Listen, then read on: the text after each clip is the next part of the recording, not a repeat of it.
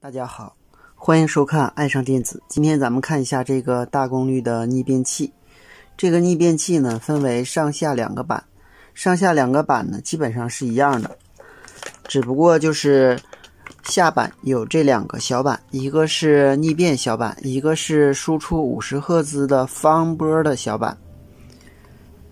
而上版呢只是功率部分。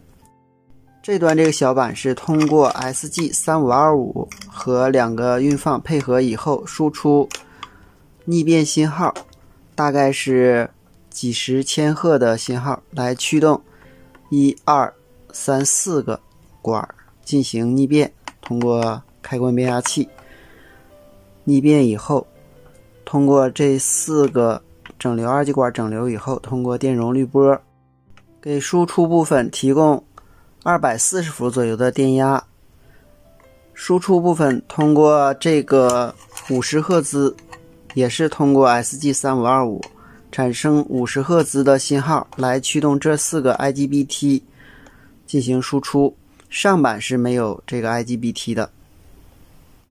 前边的逆变小版输出的是固定的方波信号，也就是说它输出的电压高低随着电平的电压高低而变化，而不是自动稳压的。后边这个输出50赫兹方波这个小版是受这个位置电压高低来控制它输出的占空比，同时还受这个电流取样电阻这个位置反馈回去的电流信号控制它的占空比。前边的逆变部分是通过 SG3525 输出的一对互补信号，通过这4个三极管，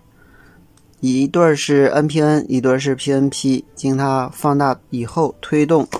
我们这一排功率管进行工作的。而后边的50赫兹却没有推动管，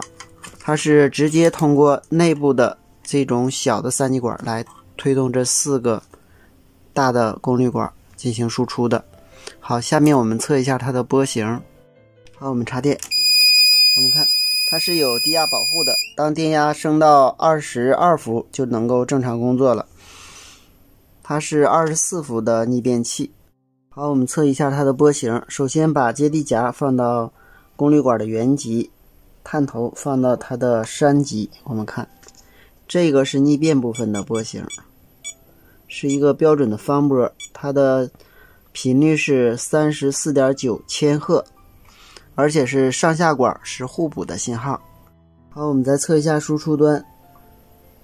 我们看它的波形是同样是方波，它是53赫兹。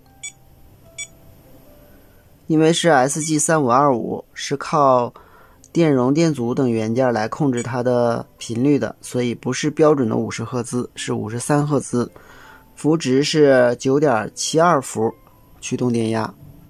好，今天咱们就到这里，后期视频我们再把每部分电路详细的进行介绍。谢谢大家，再见。